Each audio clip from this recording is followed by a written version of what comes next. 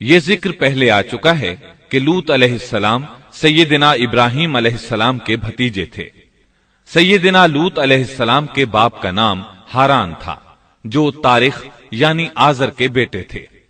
اللہ تعالی نے لوط علیہ السلام کا پورے قرآن میں 27 بار ذکر کیا ہے۔ یہ ذکر 14 سورتوں میں متفرق مقام پر آیا ہے۔ آپ کا والد آپ کے بچپن ہی میں فوت ہو گیا تھا، اس لیے آپ نے اپنے دادا آزر کے گھر اپنے چچا ابراہیم علیہ السلام کے ہاں پرورش پائی۔ یہی وجہ ہے کہ ابراہیم علیہ السلام کو ان سے بے حد محبت تھی۔ جس وقت پوری قوم سیدنا ابراہیم علیہ السلام کے خلاف اٹھ کھڑی ہوئی اور انہیں آگ میں ڈالا گیا، اس کٹھن وقت میں صرف لوط علیہ السلام ہی وہ شخصیت تھے جو آپ پر ایمان لا چکے تھے، جیسا کہ اللہ تعالی نے فرمایا فآمن له لوط، ان پر لوط ایمان لے آئے۔ پھر جب ابراہیم علیہ السلام نے ہجرت کی تو لوط علیہ السلام نے بھی ان کے ساتھ ہجرت کی۔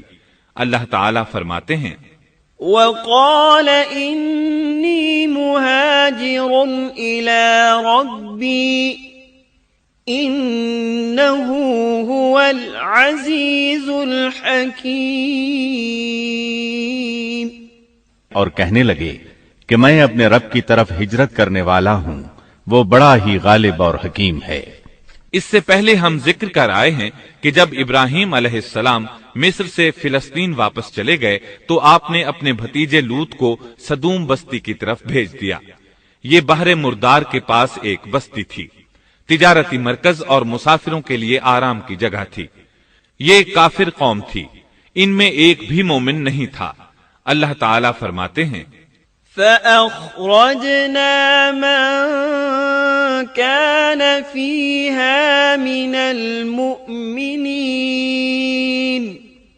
فما وجدنا فيها غير بيت من المسلمين، پس جتنے ایماندار وہاں تھے ہم نے انہیں نکال لیا، اور ہم نے وہاں مسلمانوں کا صرف ایک ہی گھر پایا۔ یہ سب لوگ کافر تھے، لوگوں میں سب سے زیادہ فاسق اور فاجر تھے۔ ان لوگوں نے ایسی برائیاں ایجاد کی کہ ان سے پہلے کائنات میں کسی نے نہ کی تھیں۔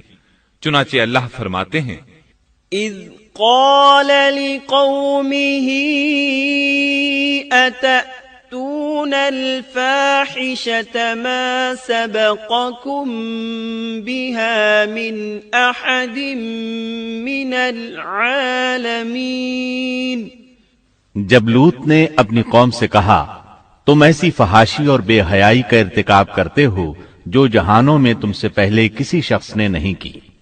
پھر اللہ فرماتے ہیں انکم لتأتون الرجال شہوة من دون النساء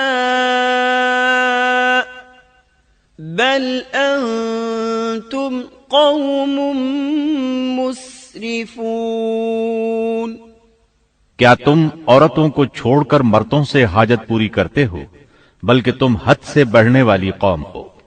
اس کام یعنی اغلام بازی اور جنسی بے راہ روی کو قوم لوط نے شروع کیا، لیکن بعض کہتے ہیں یہ تو فطری چیز ہے اور بعض کہتے ہیں یہ جنات سے شروع ہوئی۔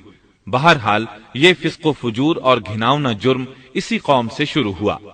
فرشتوں کی زبانی اللہ تعالی نے فرمایا اِنَّا أُرْسِلْنَا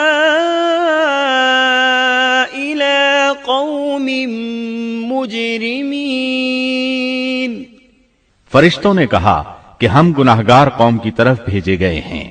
پھر کہنے لگے إِلَّا